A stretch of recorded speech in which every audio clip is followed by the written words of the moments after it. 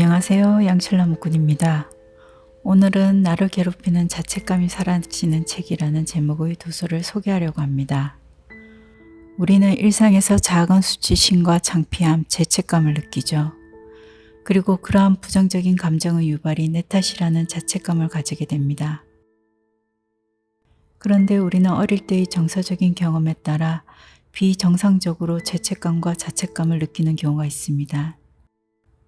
그런 의미에서 이런 비례적이지 않은 죄책감과 자책은 나를 끊임없이 비난하고 수치주게 되고 어려운 상황으로 무의식적으로 이끌게 되는 경우도 발생합니다.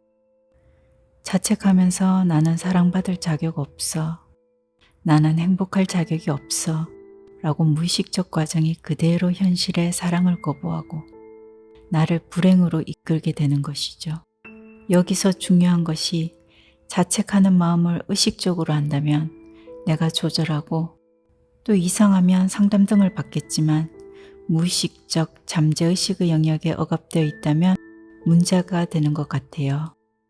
즉 감정은 저 밑에서 억압되어 부글거리고 그 가스는 끊임없이 배출되어 형체 없이 내 삶을 벌받는 듯 괴로운 상황으로 나를 몰고 가게 될 수 있습니다. 저 또한 자책이 심한 편이라 이런 나를 위해 찾은 책이 나를 괴롭히는 자책감이 사라지는 책입니다. 저자는 네모토 히로유키, 출판사는 홍익출판 미디어 그룹입니다. 저자 네모토 히로유키는 현재 오사카에서 인간관계 전문 심리상담사로 활동하고 있습니다. 심리학에 기초한 인간 심리 지식과 상담 기법을 바탕으로 지금까지 1만 5천 건이 넘는 심리 상담을 진행했으며 일본 전역에서 연간 100회가 넘는 심리 세미나를 열고 있다고 합니다. 비교적 얇고 이북도 나와 있어 접근이 쉽고 또 하나의 장점은 쉽게 주요한 점이 잘 정리되어 있습니다. 각 장의 끝에는 포인트를 통해 각 장의 중요점을 한 문장으로 표현하고 있어 장이 정리가 되는 것 같습니다. 특히 저는 20장의 내용이 임팩트가 컸습니다. 나와 엄마의 관계를 설명하는 것 같고 나를 이해할 수 있게 해주었습니다. 20장의 제목은 타인과의 적절한 거리감을 느끼지 못한다 입니다. 저는 이성적인 편입니다. 그런데 감정으로만 들어가면 꽝입니다. 특히 가족관계에 들어가면 정신을 차리지 못하는 것 같아 이상했습니다. 그런 나에게 해답이 되어준 장이기도 한데요.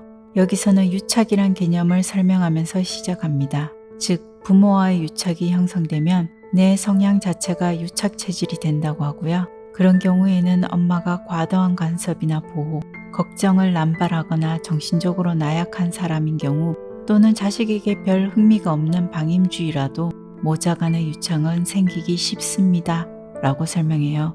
어린 시절에는 엄마의 지나친 간섭이나 통제가 아무렇지 않지만 어른이 된 후에도 부모가 감정적으로 히스테리하거나 과도하게 밀착된 감정을 드러내면 자식은 부담감을 느끼게 되죠. 이런 경우 엄마의 요구나 기대에 부응하려고 노력하지만 모두 응할 수 없었던 자식들은 점점 자책감의 수렁에 빠지게 된다고 합니다. 엄마도 무의식적으로 자책은 하지만 이는 서로 자책함으로써 더 단단한 유착관계를 형성하게 됩니다. 이렇게 클 경우 어른과 아이의 마음을 동시에 갖고 있는 사람이 됩니다. 사춘기의 반응을 통해 강제로 엄마로부터 자립을 얻어내든 학교를 집에서 멀리로 해서 탈출을 하든 이는 자신의 마음을 딱 반으로 잘라 분리시켜버리는 일이 일어나는데요. 즉 이성적, 물리적으로 엄마와 거리를 두는 어른인 나와 여전히 감정적, 심리적으로는 엄마와 유착 상태인 아이인 나로 자신을 분리시키는 것입니다. 이렇게 되면 자기 스스로도 자기 모습을 느끼는 현상이 빈번하게 일어납니다. 나아가 이런 심리 상태가 지속되면 이른바 친밀감에 대한 공포가 나오게 되고요. 이 패턴의 핵심은 이성, 현재 의식 레벨과 감정, 잠재의식 레벨의 인식이 어긋난다는 점입니다. 즉 어른인 나에게는 어른의 이성이 있고 아이인 나에게는 아이의 감정이 있다고 책에선 표현되어 있습니다. 이 한 문장이 나를 너무나 잘 설명하는 것 같아 꽤 깊은 통찰이 되었습니다. 업무적으로는 이렇게 이성적인데 왜 가족들에게 갔을 때는 맥을 못 추는지 모두 이해되었습니다. 또한 뒷부분에는 자책하는 마음만큼이 사랑이라고 이야기합니다. 즉 그만큼 사랑의 양이 크기에 자책하는 양도 크다는 것입니다. 이제 자책이 아니라 사랑에 포커스를 맞추는 작업을 해야 한다고 합니다. 뒷장부터는 자책감을 완화할 수 있는 방법들을 제시하는데 그 중에 인상 깊은 것은 나는 무죄입니다 라고 자기 암시를 말로 해보는 것입니다. 이때 무조건 이 암시를 수용하는 것이 되지 않을 것입니다. 즉 자책하는 마음에서 강렬한 저항이 일어날 것이라는 것입니다. 그리고 그 저항하는 마음도 인정하고 그럼에도 가랑비에 옷 젖듯이 되낸다는 것입니다. 나는 나를 용서합니다. 나는 무죄입니다. 나의 죄는 모두 용서받았습니다. 나는 이제 자책의 감옥을 나와 자유롭게 날아다닐 수 있는 존재입니다. 나는 나를 사랑합니다. 나는 이제 무죄입니다. 이 말들을 할 때 내 안에서 저항이 거세게 일어난다면 그 세기만큼 내가 나를 자책하고 비난하고 있다고 알아차리면 됩니다. 그렇다면 저항감 없이 되뇌라는 것이 아니라 그 저항감이 그 소리들에 공명할 때까지 계속 해나가는 것입니다. 저는 저항감을 환영해야 한다고 생각합니다. 어떤 문제에 저항감이 올라온다면 그것은 본 모습, 즉 진짜 보스인 것입니다. 나는 나를 사랑해 라고 했을 때 올라오는 거짓말하지 마. 넌 사랑받을 가치 없어. 난 나를 사랑하지 않아. 미워해.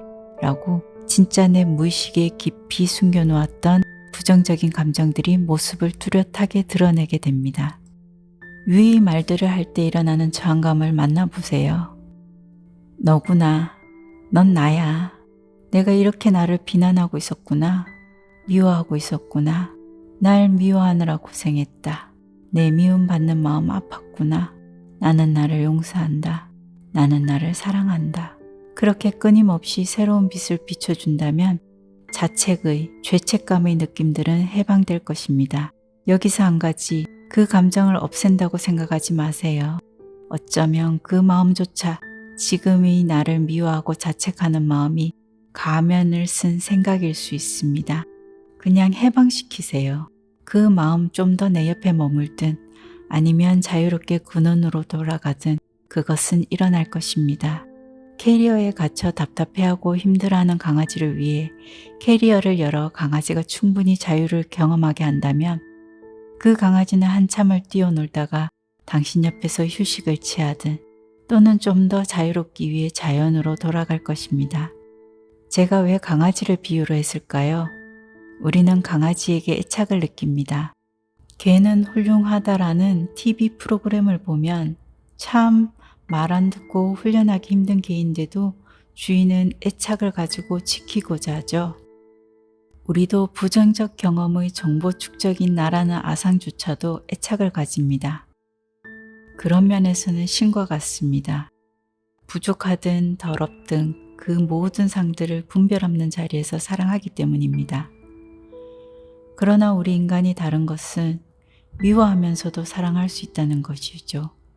즉 좋고 싫고의 이원성으로 사랑한다는 것입니다. 가끔 내가 나를 이해 못할 때가 내가 이 모습의 나를 싫어하는데도 계속하고 있다는 것이죠. 그게 집착이고 가래인 것 같습니다. 즉 좋은 것은 좋다고 집착하고 싫은 것은 싫은 것이라고 집착하죠. 우리는 누군가를 부정적으로 평가하면 그 평가 판단에 집착해서 끝까지 그 생각을 붙들고 나를 그리고 상대를 괴롭히게 됩니다. 우리는 우리가 좋은 것에 집착하는 만큼 싫은 것을 집착하게 된다는 것을 기억해야 합니다. 그렇게 어쩌면 자책하는 마음조차도 내가 집착하고 애착하고 있을 수 있습니다.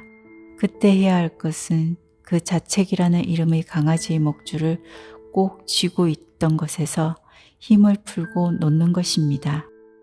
그러려면 그 자책을 충분히 인식하고 그 마음을 놓는 것에 대한 나의 저항을 느끼고 아, 내가 이만큼 이 마음에 애착하고 있었구나 인식하고 충분히 머물러 준다면 그 마음은 이분법적인 자아감의 사랑이 아니라 분별 없는 사랑의 자리로 돌아갈 것입니다.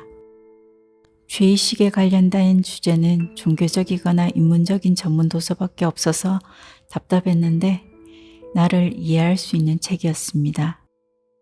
항상 지금 이 순간을 살아가는 우리가 되기를 바라겠습니다. 오늘도 있는 그대로의 내 감정을 받아들이고 내려놓는 하루 되세요. 감사합니다.